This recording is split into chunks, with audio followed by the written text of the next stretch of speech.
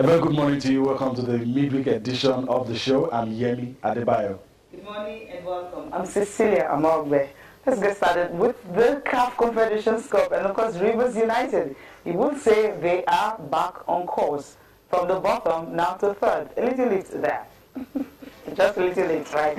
Also in the program we're talking about the FIFA Confederations Cup and Russia. They will be facing European champions Portugal later today for a place in the next round. Yeah, the Russians have already said they don't have Cristiano Ronaldo, but they don't need Cristiano Ronaldo. So we're going to see how all of that turns out today, the host against the European champions. We'll move very quickly now and go to tennis. Another shocking exit for world number one Andy Murray. It's getting not looking good for Andy Murray right now. I'll talk to Cecilia. It's getting more embarrassing. I thought that's the word you want to use for him. Okay. It wasn't the only one that was out on the day, but then we'll definitely start with him. For Andy Murray, it wasn't a good one for him because at the end of the day, he was thinking the money is going to get from here, other coins, was going to donate it to the victims of the London fire, but somehow the shocking exit is another story for him. Okay. It's not just him. It's funny. But we'll start off with him. Yeah, we started with him. Yeah. First, second, and third seed. Also out. And for Andy Murray, quick response.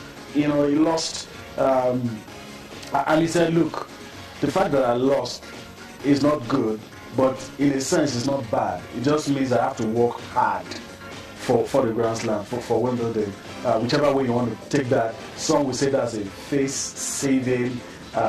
That's face-saving words coming from Andy Murray, but then he lost, and this guy was a late replacement. Yes. He's ranked 90th in the world, and just found a way to beat Andy Murray. Not that we're surprised, because Andy Murray of late. Wait, you were not surprised. He owns this court. I mean, he has won it how many times? Not that his fifth title here, but then losing like that is embarrassing. My point, Cecilia, is that we're used to seeing Andy Murray lose in ways you just can't explain.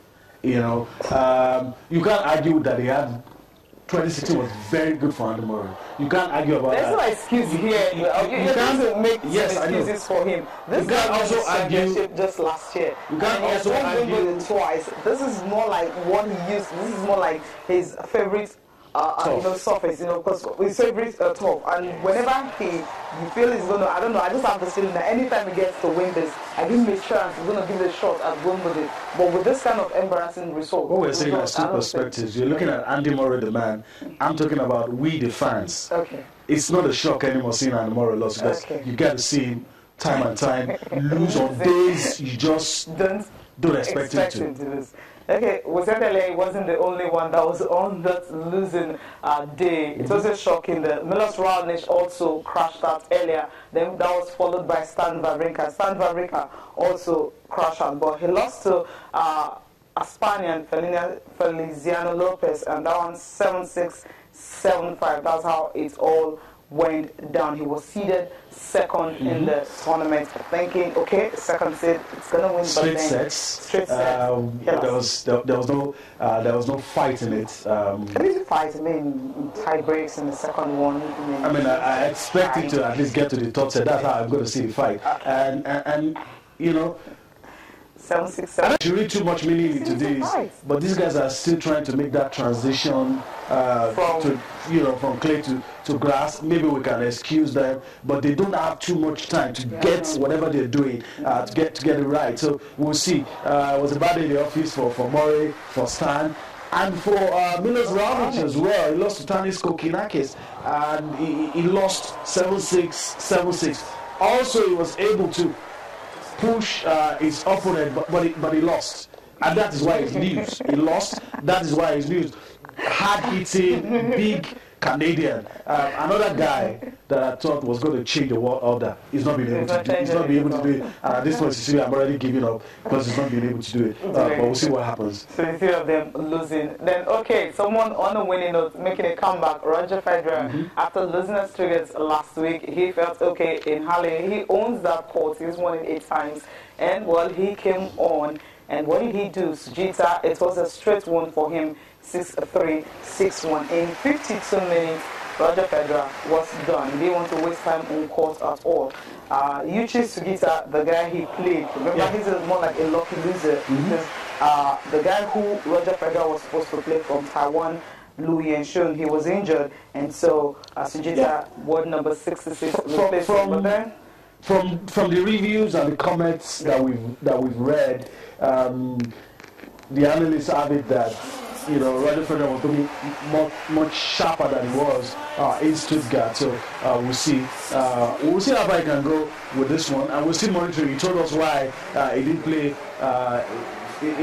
on the courts, on the clay courts this season. So we're going to see if he works out. But it's looking sharper, but it's too early. It's just the first round, and he defeating an unknown Japanese. So we'll see. But it's good. At least some other people lost on the first day, and this man didn't lose on the first day. Let's see. But I don't know if we should raise the bar so high for Roger Federer.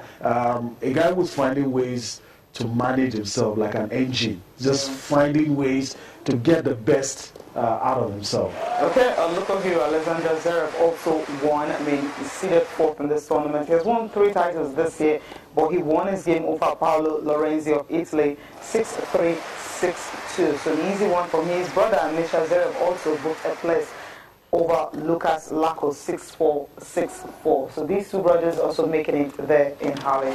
Roger Federer making it out. No upset coming from the Direct River Open, but upset coming from the Aegon Championships. Yeah, upsets. An hat-trick of upsets, that I use that expression. But from the January Open in Halle, everybody making progress, as you would expect. We should also talk about Keiji Nishikori, a guy who there's a lot of prospects, a guy who we all expect great things from. He defeated Fernando Verdasco in a very hard-fought first-round match. He ended 6-7, 6-3, 6-4. And you see, Cecilia, that's what I expect. I expect the top guys, even if you're going to lose, give me a 3-setter. If you're losing in straight sets, I don't care how far you push your opponent. If you're losing in 2 sets, it wasn't a fight.